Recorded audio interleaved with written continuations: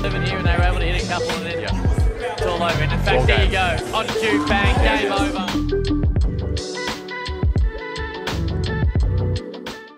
Obviously, you know, Breast Cancer Awareness Month is something that is really important to me, and raising that awareness just around breast cancer in general, whether it's in October, whether it's any other time of the year. So my mum was diagnosed with stage 3 breast cancer back in 2003.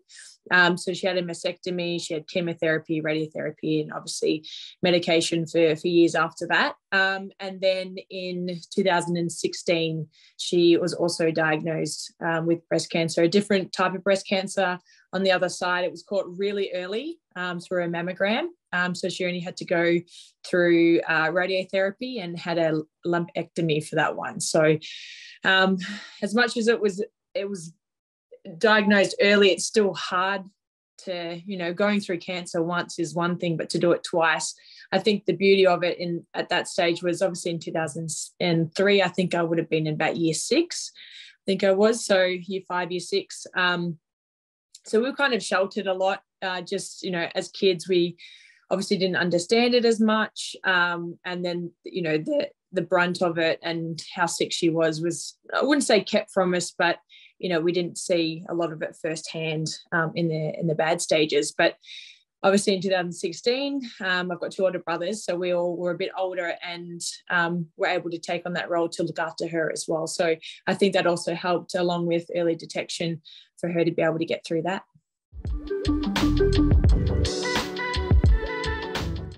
Your health's the most important thing in the end, and if you can just get a really simple test, you know, speaking from mum and some other people, like getting a mammogram is quite an easy process. It's probably obviously a bit confronting just for the nature of it, but it's really quite simple, and the technology and the you know, the research and stuff these days are so advanced, and it's simple. But particularly for women who are over 50, I think the stats in Australia, about 80% of the breast cancer or breast cancers that are diagnosed are within that age bracket, or 50 or above. So it's a pretty high percentage. And at the moment, you know, there's 9 people a day that die from breast cancer. I think 1 in 7 women will be diagnosed in their lifetime. I think it's 1 in 700 men will also be diagnosed.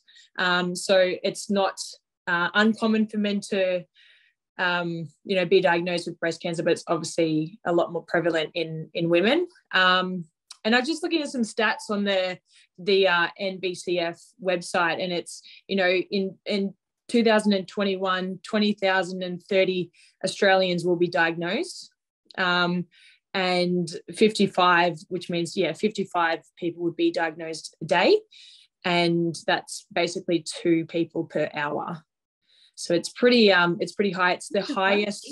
It's the most commonly diagnosed cancer in Australia. So that's why, you know, we should have this awareness around it. I know people know a little bit about breast cancer and all that. It's obviously something that they've seen, but I think the prevalence and being the most commonly diagnosed in Australia, I think we just need to keep ramping that up a little bit as well. I think the first and foremost is just researching around it and seeing there's so many things available out there where you can really help out. Obviously, the main website is the NBCF. So heading to the website, which is nbcf.org.au, and it's pretty simple to go and donate towards, you know, life-changing research. And there's, as I said, there's so many materials and things available out there that people can just, you know, even just reach out to someone or go onto the internet and see where you can help out. But obviously, you know, I'm wearing pink at the moment, so just, you know, that awareness around it. But there's so many things you can get involved in. Well, I think the first thing is that because it's so common, we all know someone who's been through it or going through it. It's just that, as I said, it's that common. So I think for me, just being older as well, I didn't really understand the full, story that mum went through, because I was only, as I said, in year 6, so I was very young. And it wasn't until probably about 2010, so, 5 to 7 years later, that I was on Skype to her. I was at the AIS and I was on Skype to her, and I just watched a movie, and someone, one of the main characters had just died from breast cancer, and I was bawling my eyes out because, I put myself in that situation. I was talking to mum about it. I was like, I have to call mum. And then she was really telling me like her stats and everything that she went through and how hard it was for her. And it just, it broke my heart at the same time, that even though it was young and I didn't understand it, that I couldn't be there as a support. So when she had her second bout of cancer, I really understood how much that support meant to her, and how much our family, became closer and really helped support each other and her. And, she talks about, women who are going through it now to just reach out to friends and family, because anyone is obviously willing to help where they can, particularly for loved ones.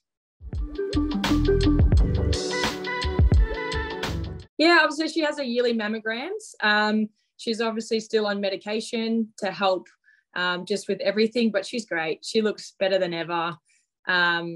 She's helping other people too, and obviously through me now doing some awareness and work through the NBCF and stuff like that, I think it's also helped her being able to talk to other people who have been through it or going through it. And it's just like, it's been really beautiful to see people reaching out to, I put a reel up the other day for the NBCF just with some stats, and very simple but straight to the point.